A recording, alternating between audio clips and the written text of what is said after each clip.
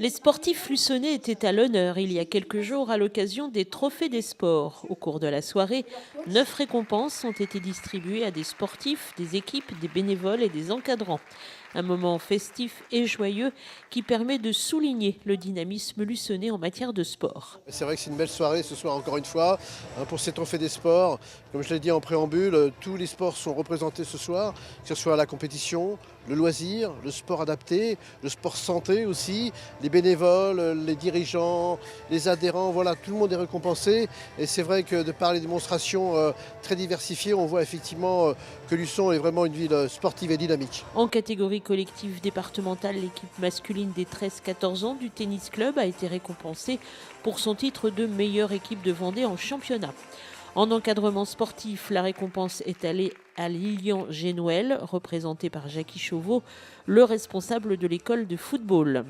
Et puis, entre chaque récompense, les spectateurs ont pu apprécier des démonstrations avec, par exemple, le ring luçonnais et ses jeunes boxeurs, ou encore l'acrovoltige, une discipline particulière de la gymnastique.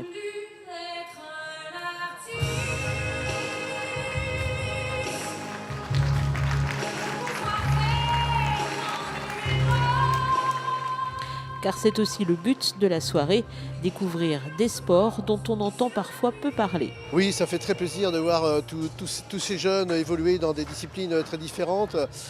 C'est vrai que même moi, je découvre finalement certains résultats dans certaines disciplines. Et c'est vrai que c'est agréable de voir que certains sports sont mis ce soir en avant. On ne les connaît pas trop finalement au courant de l'année. En tout cas, le public luçonnais ne le connaît pas trop. Et c'est vrai que c'est agréable ce soir de les découvrir.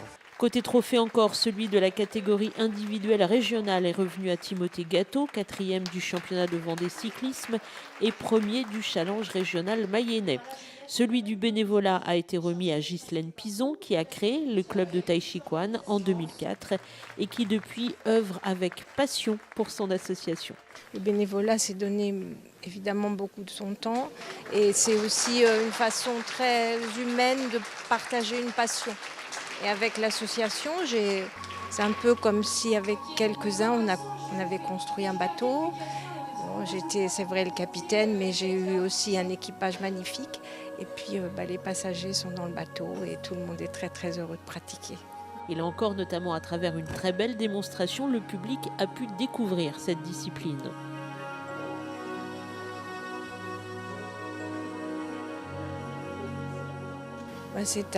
C'est classé en tant qu'art martial, mais art interne, c'est-à-dire que toute l'énergie du corps, on la fait circuler, on la cultive à l'intérieur, et c'est la maîtrise de cette énergie qui permet de rentrer dans la pratique martiale.